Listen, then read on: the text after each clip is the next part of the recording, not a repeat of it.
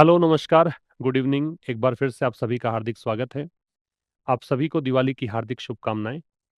Session number 158 हम discuss कर रहे हैं और चूँकि फेस्टिवल है, तो थोड़ी व्यस्तता भी है। इसके चलते दिवाली के बाद हम लोग जो एडिशनल सेक्शन डिस्कस करते हैं, vocab based phrasal verbs, idioms and phrases, one words और फिक्स्ड प्रीपोजिशन बेस्ड सेंटेंसेस, वो सब हम दिवाली बाद में कंटिन्यू करेंगे। अभी फिलहाल हम एडिटोरियल डिस्कस करेंगे और साथ में एक पार्ट हम डिस्कस करते हैं आरसी या क्लोज टेस्ट या पैराजंबल, तो वो वाला।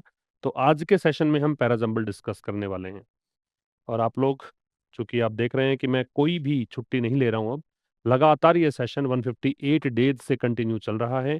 पिछले सेशंस अगर आप देखना चाहते हैं तो एक प्लेलिस्ट बना हुआ है एडिटोरियल 2025 के नाम से, एडिटोरियल 2025 के नाम से। तो इस प्लेलिस्ट से आप पिछले सेशंस भी देख सकते हैं, ठीक है। और एक अपना ऑफर चल रहा है 18 अक्टूबर से लेकर 24 अक्टूबर तक, तो आपके पास लगभग 4-5 दिन और हैं। इसमें आप कोई भी कोर्स बाई करते हैं तो 30% ऑफ अभी फिलहाल चल रहा है, तो कोई भी कोर्स आप प्राप्त कर सकते हैं, ठीक है। इसका पीडीएफ, स्क्रीन पीडीएफ और जो भी वो कैब पीडीएफ होगा वो आपको मिलेगा टेलीग्राम चैनल पर। लिंक उसका भी आपको डिस्क्रिप्शन में दिया हुआ है, या सीधा आप टेलीग्राम चैनल को सर्च कर सकते हैं आशीष क्लासेस नाम से, उसी नाम से एंड्रॉयड एप्लीकेशन है, वहाँ पर भी आप कोर्सेज एक्सेस कर सकते हैं। चलिए, आपके सामने क्वेश्चन है पैराजंबल का, एक बार खुद से करने की कोशिश कीजिए, फिर मैं बताता हूँ कैसे सॉल्यूशन होगा। देखिए, जो भी हमारे पैराजंबल संबंधी क्वेश्चन होते हैं उसमें तरीका बताया था कि आप सबसे पहले ऑप्शन देखिए कि सबसे ज्यादा फ्रीक्वेंसी किस लेटर की है। तो आप देख रहे हैं पहले में सी है, फिर ए है, फिर डी है, फिर बी है। इसका मतलब सभी अलग अलग हैं, तो इस आधार पे तो हम यहाँ पे अलग अलग नहीं कर सकते। फिर देखिएगा पहला सेंटेंस जो है ए नहीं हो सकता। क्यों? क्योंकि कह रहा with the introduction of e books reading habits have started to change. हो सकता है ये, तो कह रहा है ई बुक्स के शुरुआत से, मतलब ई बुक्स मार्केट में लॉन्च हुई हैं, उसके चलते जो रीडिंग हैबिट्स हैं वो बदलनी शुरू हो गई हैं। हो सकता है इससे स्टार्ट। बी से नहीं हो सकता क्योंकि बी में हाउ एवर दे रखा है, और हाउ एवर जो है वो कंजंक्टिव एडवर्ब है, विरोधाभासी वाक्य के रूप में आता है। पहले कोई स्टेटमेंट दिया हुआ हो तब हम हाउ एवर लगा सकते हैं, तो बी से स्टार्ट नहीं करेंगे। तो ये ऑप्शन जो डी है ये काट दीजिए। फिर सी देखिए, the digital age has transform the way people read and access information. जो ये तकनीकी युग चल रहा है, डिजिटल युग चल रहा है, इसने वो तरीका बदल दिया है कि किस तरीके से लोग पढ़ते हैं और इन्फॉर्मेशन एक्सेस करते हैं, उस तरीके को बदल दिया है। हो सकता है devices like Kindle and tablets have made reading portable and convenient. ये भी हो सकता है। अब इन तीनों में से अभी फिलहाल हम ऐसे अलग से मतलब एलिमिनेट नहीं कर सकते ऑप्शन किससे नहीं हो सकता। अब देखो, सारी चीजें जो हैं, ये ई बुक्स हों या डिवाइसेस हों, ये सब किसकी बात कर रहा है? डिजिटल एज की बात कर रहा है। ये डिजिटल एज में आते हैं, ठीक है। डिजिटल एज को आप इंट्रोड्यूस करोगे, पहले प्रेफिस बताओगे, उसके बाद में इसको कनेक्ट करोगे, तो ज्यादा बेहतर है कि आप स्टार्ट करिए सी से। और सी से स्टार्ट करो तो वैसे भी ऑप्शन एक ही है, फिर भी इसको पढ़कर देखिए।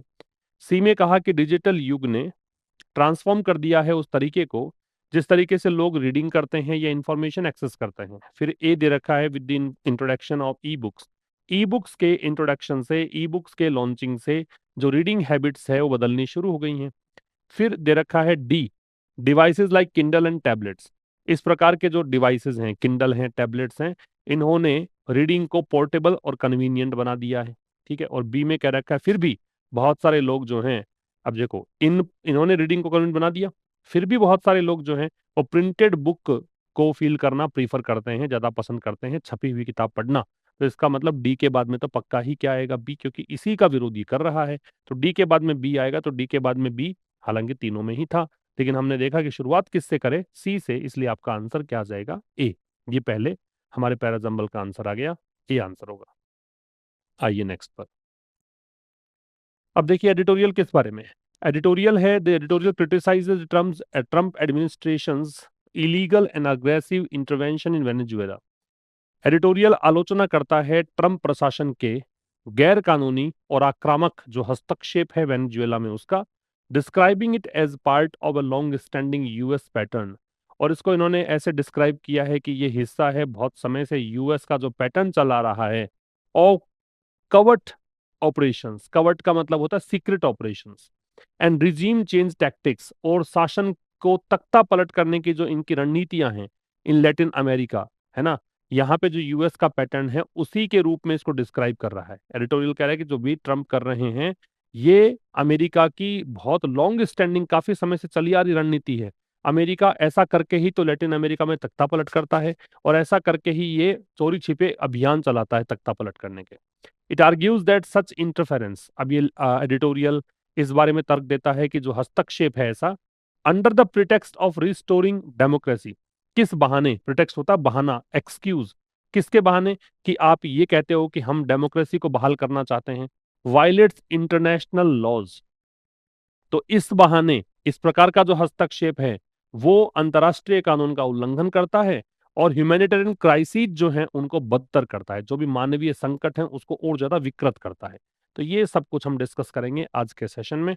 चलिए स्टार्ट करते हैं। एडिटोरियल का टाइटल है ब्लेटेंट अग्रेशन। आप लोग शेयर मैक्सिमम करिएगा अपने दोस्तों के साथ, क्योंकि बहुत सारे लोगों को पता ही नहीं है कि इस प्रकार का सेशन भी हो सकता है जहां हम एक साथ में बहुत सारी चीजें, ट्रांसलेशन, वोकैबुलरी, कॉम्प्रिहेंशन, ग्रामर सब एक साथ सीख सकते हैं। ठीक है। ब्लेटेंट अग्रेशन में अग्रेशन तो है नाउन और ब्लेटेंट आपका है एडजेक्टिव। अग्रेशन का मतलब होता है आक्रामकता। ठीक है। और ब्लेटेंट सॉरी अग्रेशन का मतलब आक्रामकता, ब्लेटेंट जो होता है ये होता है ऑब्वियस, बिल्कुल खुला आक्रामकता। तो ये होता है ऑब्वियस, स्पष्ट, फ्लैग्रेंट, आउटराइट। बिल्ट ऑन का मतलब होता है आधारित। ठीक है। बेस्ड ऑन या फाउंडेड ऑन। प्रिटेक्स्ट का मतलब है बहाना या झूठा कारण, बहाना कह सकते हो या झूठा कारण कह सकते हो। एक्सक्यूज, फॉल्स रीजन या प्रिटेंस। ब्रेजन का मतलब होता है निर्लज्जता,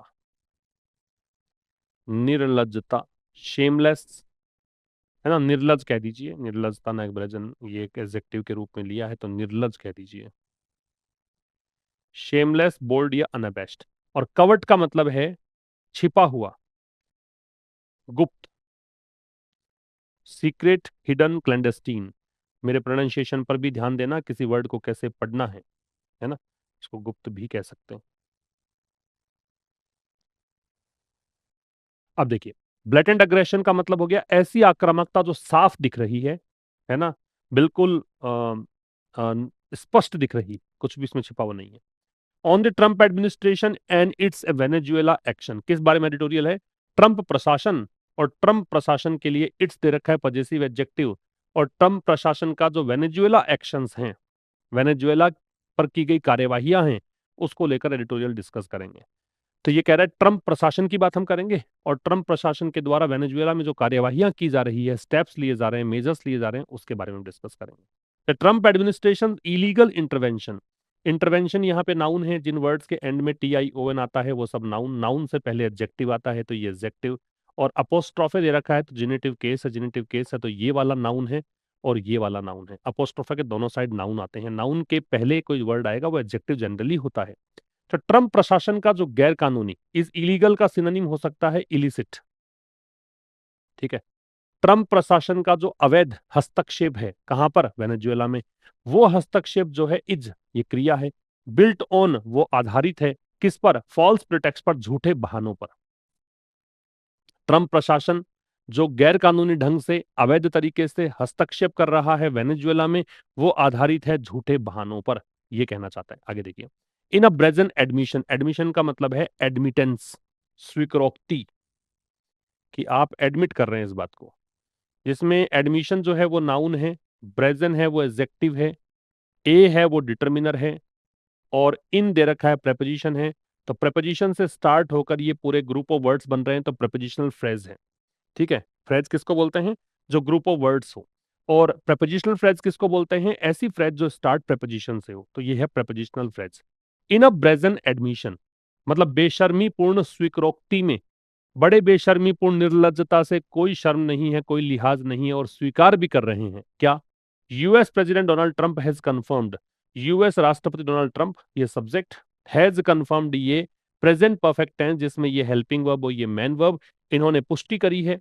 ऑथोराइजिंग, किस बात की पुष्टि की है? कि हमने ऑथोराइज किया है, ऑथोराइज किया है मतलब हमने परमिट किया है, हमने अधिकार दिया है।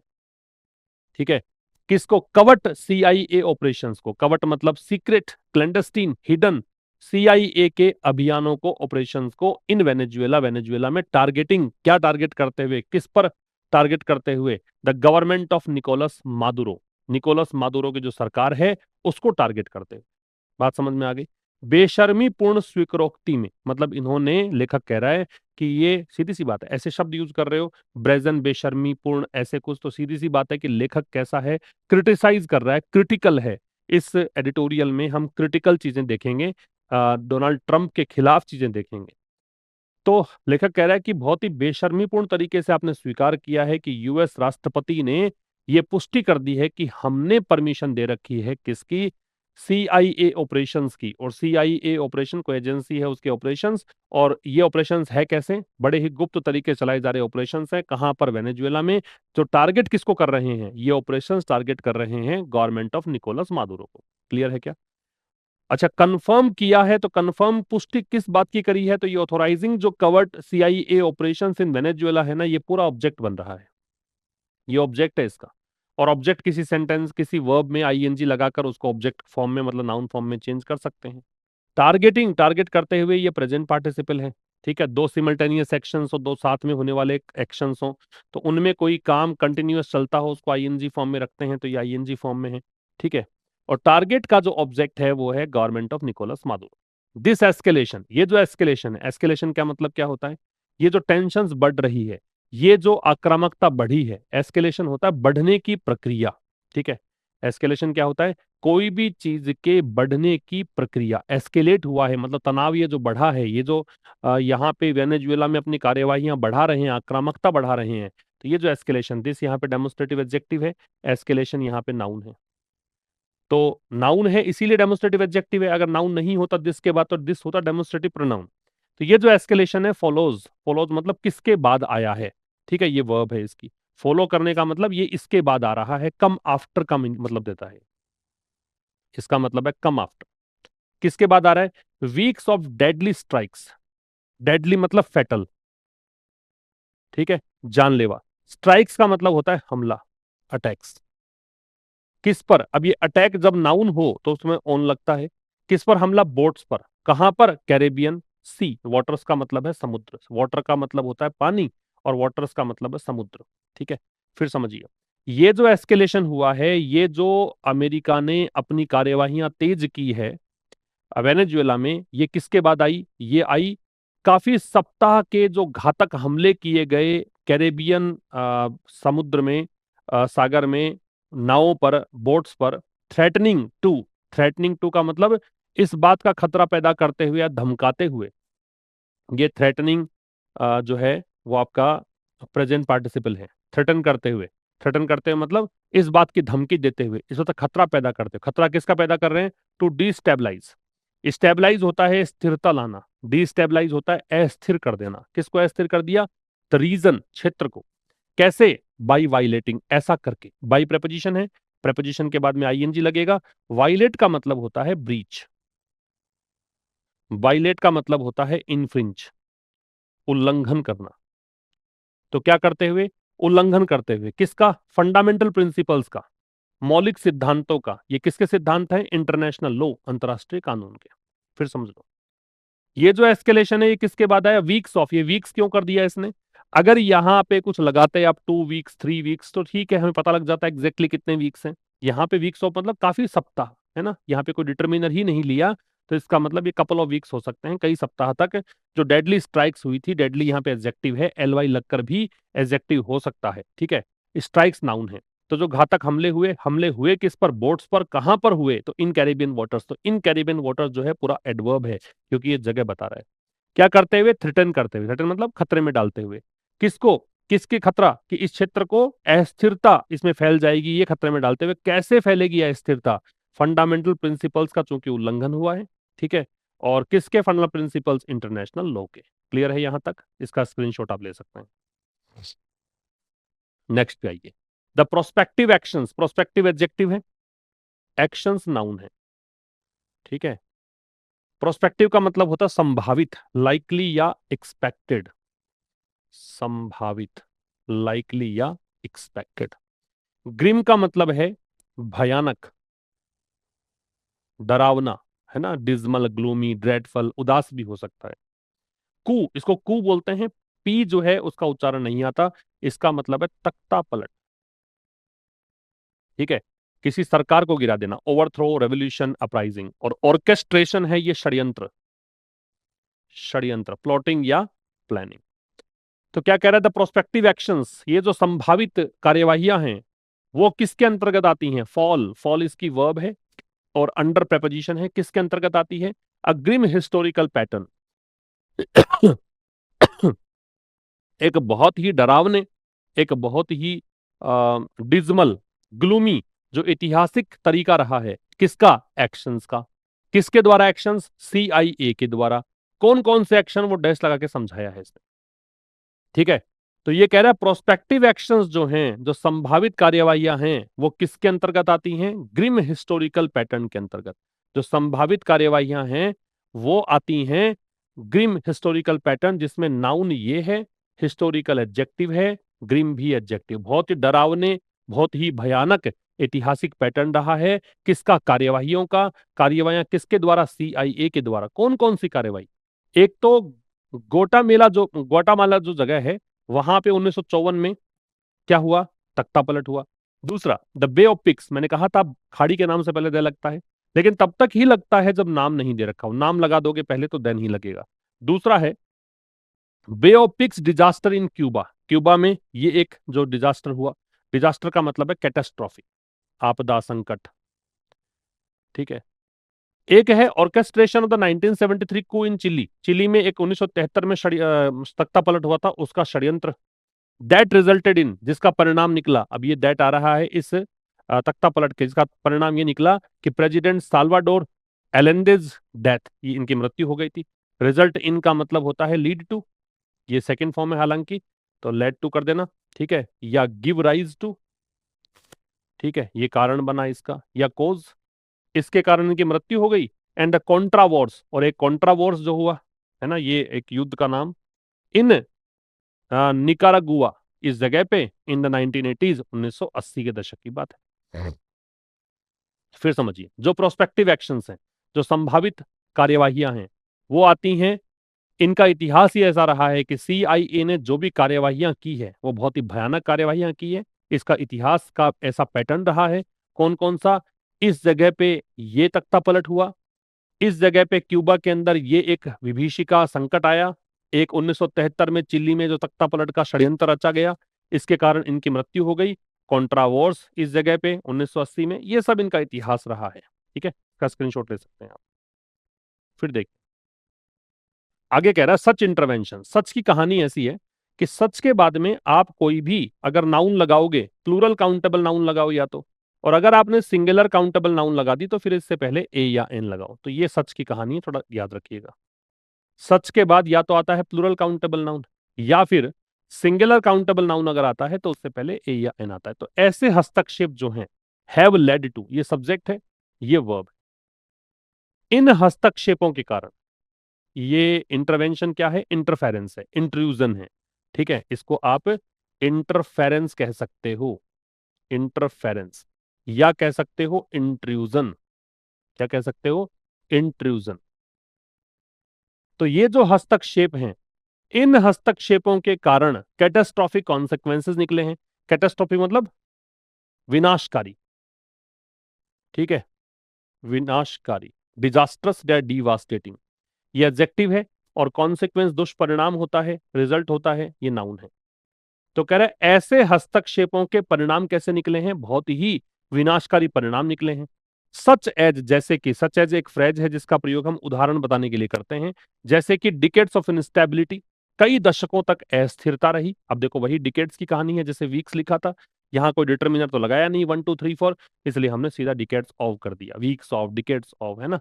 इनस्टेबिलिटी मतलब अस्थिरता। डेमोक्रेटिक बैकस्लाइडिंग, बैकस्लाइडिंग का मतलब होता है पतन।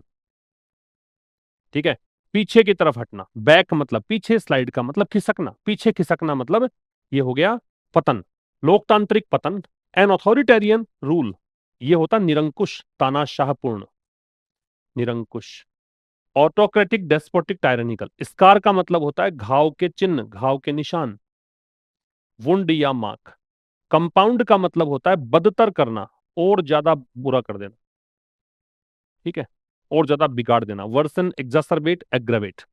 तो ऐसे इंटरवेंशंस का परिणाम निकला है कि कैटास्ट्रोफिक कॉन्सिक्वेंसेस निकले हैं, बहुत ही विनाशकारी यहाँ पे दुष्परिणाम निकले हैं, जैसे कि कई दशकों तक अस्थिरता रही, लोकतांत्रिक पतन हुआ, निरंकुश शासन आया, leaving scars across Latin America. Leaving scars मतलब घाव के निशान छोड़ते हुए, ठीक है, किसके निशान छोड़ते हुए? पूरे निशान छोड़ते हुए अक्रॉस लैटिन अमेरिका, मतलब पूरे लैटिन अमेरिका में, अक्रॉस का मतलब है थ्रू आउट, पूरे लैटिन अमेरिका में इसने बहुत गहरे जख्म के निशान छोड़े, है ना। लिविंग मतलब ये प्रेजेंट पार्टिसिपल है, ऐसा करते हुए, ये इन सब के कारण ये जो घटनाएं घटी ना, इंस्टेबिलिटी वाली, बैकस्लाइडिंग वाली, ये सब घटनाएं इसने पूरे लैटिन अमेरिका में जख्म के निशान छोड़। Mr Maduro's disputed election victory, Mr Maduro की विवादास्पद, डिस्प्यूटेड मतलब कंट्रोवर्शियल, तो मिस्टर मादुरो की जो विवादास्पद चुनावी जीत रही, किसमें? 2024 में। तो मिस्टर मादुरो की जो भी जीत रही ये विवादास्पद 2024 में, इस जीत ने, ये सब्जेक्ट हो गया, ठीक है, इस सब्जेक्ट की वर्ब है हैज कंपाउंडेड, इस जीत ने बदतर कर दिया किसको? हिज रिजीम्स इकोनॉमिक मिसमैनेजमेंट, उनके शासनकाल का, रिजीम का मतलब है गवर्नमेंट, उनकी सरकार, या कहिए एडमिनिस्ट्रेशन, प्रशासन, उनकी सरकार का जो आर्थिक मिसमैनेजमेंट रहा, कुप्रबंधन रहा, मैनेजमेंट का ऑपोजिट है, मिस प्रीफिक्स जोड़ दिया, विच कंबाइंड विद सैंक्शन, सैंक्शंस का मतलब है एम्बार्गो, या इसका मतलब है रेस्ट्रिक्शंस, प्रतिबंध। तो किसके साथ? विद सैंक्शंस, है ना, कंबाइंड विद मतलब इनमें प्रतिबंध भी लगे थे, हैज डिवेस्टेटेड, और विच आ रहा है इस मिसमैनेजमेंट के लिए रिलेटिव प्रोनाउन है। इस मिसमैनेजमेंट ने क्या किया? इसने छत विछत कर दिया, विनाश कर दिया, किसका? वेनेजुएला की इकोनॉमी का, इनकी अर्थव्यवस्था का। मिस्टर मादुरो का जो विवादास्पद चुनावी जीत रही 2024 में, इस चुनावी जीत ने उनके शासनकाल की आर्थिक कुप्रबंधन को और ज्यादा विकृत कर दिया, और इस आर्थिक कुप्रबंधन ने सैंक्शंस के साथ साथ वेनेजुएला की इकोनॉमी को डिवेस्टेट कर दिया, छत विछत कर दिया, नष्ट कर दिया। स्क्रीनशॉट ले सकते हैं। इन रिसेंट ईयर, हाल ही के वर्षों में, हाल फिलहाल के वर्षों में, मिलियंस ऑफ, फिर से मिलियंस ऑफ, क्योंकि संख्या नहीं है, संख्या लगा दोगे तो यहां मिलियंस का मिलियन रहता, ये खैर वीक्स में, डिकेड्स में नहीं लागू है, यहां लागू है, ठीक है। यहां अगर संख्या होती 3 मिलियन, 4 मिलियन, 5 मिलियन, ऐसे यूज करते, यहां मिलियंस ऑफ क्यों? क्योंकि इससे पहले कोई संख्या नहीं है, नाउन वाले चैप्टर में आप ये पढ़ते हो। हाल ही के वर्षों में मिलियंस ऑफ वेनेजुएलेंस, मतलब वेनेजुएला के निवासी, लाखों वेनेजुएला के निवासी जो हैं, हैव बीन फोर्स्ड, ये मिलियन सब्जेक्ट, इसकी वर्ब है हैव बीन फोर्स्ड, ये पैसिव वॉइस है प्रेजेंट परफेक्ट का, इनको मजबूर किया गया। फोर्स का मतलब है कोर्स, ठीक है, कंपेल या इंपेल, मतलब मजबूर करना, बाध्य करना। तो हाल ही के वर्षों में कई लाख वेनेजुएला के निवासियों को मजबूर किया गया फ्ली करने के लिए। फ्ली का मतलब है भाग जाना, रन अवे। मजबूर किसके लिए किया गया? तो टू फ्ली, याद रखना, फ्ली के साथ में कभी अवे नहीं लगता है, फ्ली के साथ में कभी भी अवे का प्रयोग नहीं करते हैं। रन अवे हो सकता है, फ्ली अवे नहीं हो सकता। इनको मजबूर किया गया किसके लिए? भाग जाने के लिए। किस कारण से भाग जाने के लिए? क्राइसिस के कारण। क्राइसिस सिंगुलर है, क्राइसिस का प्लूरल होता है क्राइसिस, ये प्लूरल है, ठीक है, ये प्लूरल है। किस कारण से? बिकॉज ऑफ, याद रखना, प्रेपोजिशन है। अगर केवल अकेला बिकॉज होता तो वो कंजंक्शन होता है, बिकॉज ऑफ होता है वो प्रेपोजिशन होता है, ठीक है। किस कारण से? संकट के कारण। संकट कौन सा जो बताया हमने अभी, तो द लगा रखा है, निश्चित हो गया। With many undertaking perilous journeys, perilous का मतलब होता है खतरनाक, खतरनाक, ठीक है। डेंजरस, हेजडस, ड्रेडेड का मतलब है डरावना, टेरिफाइंग, हॉरिफिक। तो हाल फिलहाल के वर्षों में कई लाख वेनेजुएला के निवासियों को मजबूर किया गया कि वो इस संकट के कारण अपना देश छोड़कर भाग जाएं। With many undertaking perilous journeys, इसमें बहुत सारे लोग जो हैं वो पेरिलस जर्नीज मतलब खतरनाक यात्राएं कर रहे हैं। विद प्रेपोजिशन है, इस प्रेपोजिशन का प्रभाव है अंडरटेकिंग। इसमें बहुत सारे लोग जो हैं उन्होंने खतरनाक यात्राएं करी। कहां से? थ्रू कोलंबिया, कोलंबिया में से होकर वो गुजरे। थ्रू है, वो मीडियम के लिए आ रहा है, प्रेपोजिशन है। The dreaded Darien Gap and Mexico, और खतरनाक या बहुत ही भयानक डैरियन गैप जगह है, मैक्सिको इनसे होकर गुजरे कहां तक पहुंचने के लिए? यूएस पहुंचने के लिए। यूएस से पहले द, जिन देशों के नाम के साथ यूनाइटेड शब्द होता है, चाहे यूके हो, चाहे यूएई हो, चाहे यूएस हो, उनसे पहले द लगता है। फिर समझिए। तो इन हाल फिलहाल के वर्षों में, इन करंट ईयर्स, कई लाख वेनेजुएला के जो निवासी हैं उनको मजबूर किया गया कि वो इस संकट के कारण देश छोड़कर चले जाएं, और उनमें से बहुत सारों ने बड़ी खतरनाक यात्राएं करी, जो कोलंबिया से होकर गुजरे, बहुत ही डरावने डैरियन गैप से होकर गुजरे, मैक्सिको से होकर गुजरे, कहां पहुंचने के लिए? यूएस पहुंचने के लिए। क्लियर है यहां तक? आगे आइए। द रिफ्यूजी इनफ्लक्स, देखिए दो शब्द हैं, एक होता है इनफ्लक्स, ये आपके एग्जाम में पूछ सकते हैं वन वर्ड में। एक होता है इक्सडस, ये एक दूसरे के विलोम शब्द हैं, ठीक है। इसका मतलब होता है सामूहिक आगमन, ग्रुप अराइवल। जब बहुत सारे लोग एक साथ में आए कहीं पर तो इन्फ्लक्स है, और एक साथ से कहीं से जाएं, ग्रुप डिपार्चर है, तो वो एक्सडस है, ठीक है। प्रोनाउंसिएशन का भी ध्यान रखना। रिफ्यूजी इन्फ्लक्स का मतलब शरणार्थियों का सामूहिक आगमन। हैज प्रोवाइडेड, इस आगमन ने सब्जेक्ट हो गया, इसने क्या किया? ट्रंप एडमिनिस्ट्रेशन को प्रदान किया। ये प्रोवाइड वाली कहानी थोड़ा याद रखना। प्रोवाइड के बाद अगर पहले व्यक्ति है तो फिर वस्तु से पहले समथिंग लगता है, अगर पहले वस्तु है तो व्यक्ति से पहले टू लगता है, ठीक है। ये थोड़ा ध्यान रखेंगे आप। तो यहां प्रोवाइड के बाद ट्रंप एडमिनिस्ट्रेशन तो हो गया रिसीवर, ठीक है। व्यक्ति वस्तु रिसीवर होना चाहिए, कहने का मतलब संबडी का मतलब यहां पे ऐसे समझो, रिसीवर है जो प्राप्त करता है। भी प्रोवाइड मतलब प्रदान करना, तो प्रदान किसको किया? वो व्यक्ति पहले है, तो वहां पे आप बाद वाले वस्तु से पहले विद लगाएंगे। अगर उल्टा कर देता मैं, एम्यूनिशन पहले और ट्रंप एडमिनिस्ट्रेशन बाद में, तो टू लगता है। तो शरणार्थियों का सामूहिक आगमन ने क्या किया है? ट्रंप प्रशासन को एम्यूनिशन प्रोवाइड किया है। एम्यूनिशन होता है गोला बारूद, लेकिन यहां ध्यान रखना, यहां पे एक्चुअल में गोला बारूद है ही नहीं, मतलब ये एक रूपक अलंकार के रूप में, मेटाफर के रूप में यूज किया गया है। ये है सामूहिक आगमन, सामूहिक आगमन। और एक है अप द एंड, इसका मतलब है दबाव बढ़ाना, दबाव बढ़ाना, ठीक है। ये रूपक अलंकार के रूप में यूज किया है ना। यहाँ एम्यूनिशन का मतलब ऐसा समझ लो कि सहायता प्रदान करी, है ना, या इसका यूज किया इस तरह से। तो सामूहिक आगमन जो हुआ, है ना, उसने ट्रंप प्रशासन को प्रदान किया, क्या प्रदान किया? एक माध्यम, एक टूल। यहां पे साधन मान लो, माध्यम मान लो, मीन्स मान लो, टूल मान लो इसको। तो इसने प्रदान किया ट्रंप प्रशासन को एक माध्यम, क्या करने के लिए? कि इमिग्रेशन इश्यू जो है, इमिग्रेशन इश्यू का मतलब दूसरे देशों के लोग हमारे देश में आ रहे हैं, ये वाला जो मुद्दा है, इस मुद्दे को हथियार की तरह यूज करने का इन्होंने अवसर दिया। वेपनाइज का मतलब होता है हथियार की तरह यूज करना, तो यूज एज अ वेपन, ये क्रिया है, इसका मतलब है यूज एज ए वेपन।